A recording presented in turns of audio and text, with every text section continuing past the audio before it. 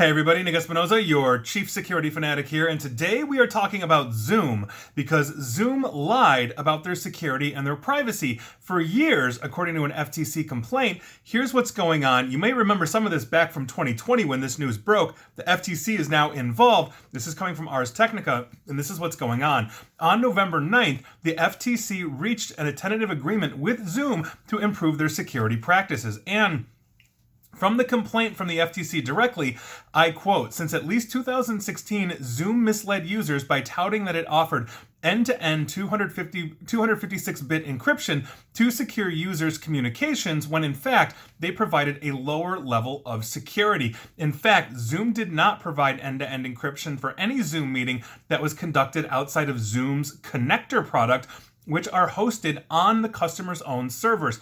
Because Zoom servers, including some located in China, maintain the cryptographic keys, that would allow Zoom to access the content of its customers' Zoom meetings." That's right.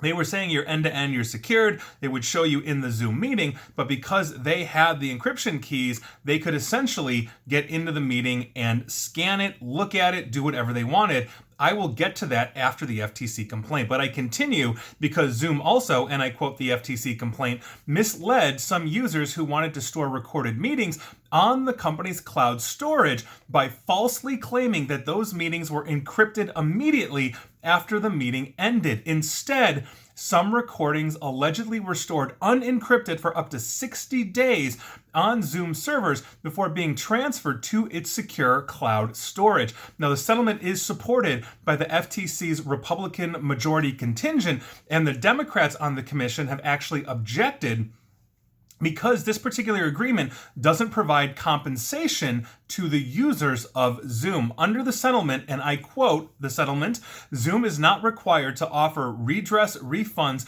or even notice to its customers that material claims regarding the security of its services were false." Actually, that's a statement, by Democratic Commissioner Rebecca Kelly Slaughter. Quote again, "This failure of the proposed settlement does a disservice to Zoom's customers and substantially limits the deterrence value of the case." Now, while the settlement does impose security obligations, Ms. Slaughter said that it includes no requirements that directly protect user privacy. Zoom is separately facing lawsuits from investors and consumers that could lead to financial settlements. Now, the Zoom FTC settlement doesn't actually mandate end-to-end encryption, but Zoom last month basically announced that it was rolling out end-to-end encryption in a technical preview to get feedback from its users. The settlement does require Zoom to implement measures, and I quote, basically requiring users to secure their accounts with strong, unique passwords, also using automated tools to identify non-human login attempts, meaning it's 3 a.m. and I'm trying to log in 50,000 times on the other side of the planet, those kinds of things. Also, rate limiting login attempts to minimize the risk of a brute force attack, and also implementing password resets for known compromised credentials, meaning they're going to look for your password hashes in the dark web. If they find them, they're going to force you to change your password. So I think this is interesting, but understand that this goes way beyond. I think it's atrocious that the consumers aren't even being notified by Zoom in this settlement. That concerns me. Monetary aside, I think everybody should be alerted essentially to the basically poor or non-existent security practices that Zoom claimed they had, and they simply didn't. Now, basically go back to last year, around the beginning of the pandemic, the Citizen Lab out of the University of Toronto in Canada was actually able to determine, one, that they didn't have end-to-end encryption, meaning Zoom didn't, and two, that roughly 10% or so of all established meetings here in North America, meaning Canada, the United States, Mexico, and Caribbean, essentially about 10% of those meetings were getting keys from servers in China overseas when there really wasn't a need to do that. Add to the fact that in Rolling Stone magazine, I've done videos and podcasts and my radio show on this, that basically Zoom admitted to Rolling Stone that was talking about these online, because of the pandemic, nobody's getting together, these online, for lack of a better term, adult themed parties that were being hosted on Zoom. Zoom was basically saying, well, yeah, we're going to essentially find these and shut these down.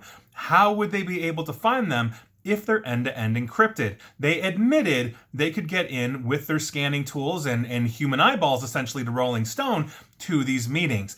By virtue of that, that is deeply concerning. Also, there's a subsidiary of Zoom in China that has 700 employees, and we still don't have any kind of answer to why that is, or how they're connected to Zoom, or what they are doing with this data. Them storing unencrypted meetings for 60 days would allow anybody, including foreign governments, you know where I'm going with that, to copy out this information. And per a 2017 law in China, any basically Chinese-based corporation, aka Zoom, that has information on foreign citizens like US citizens is required by law to give the Chinese government access to that information. Zoom was complying with this, so how is their end-to-end encryption going to work now?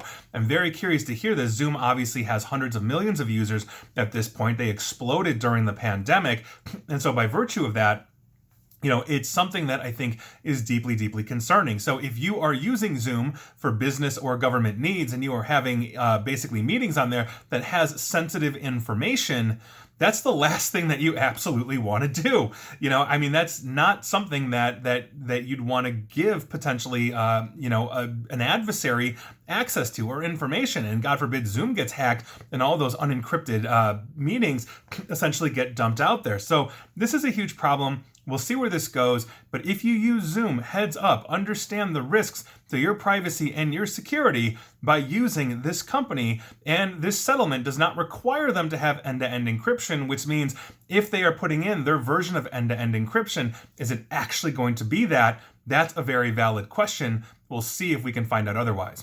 And please like, share, follow me here on Facebook and Twitter at NickAESP, and please feel free to subscribe to me at YouTube as well. And as always, stay safe, stay online, and please stay private. Thanks, everyone.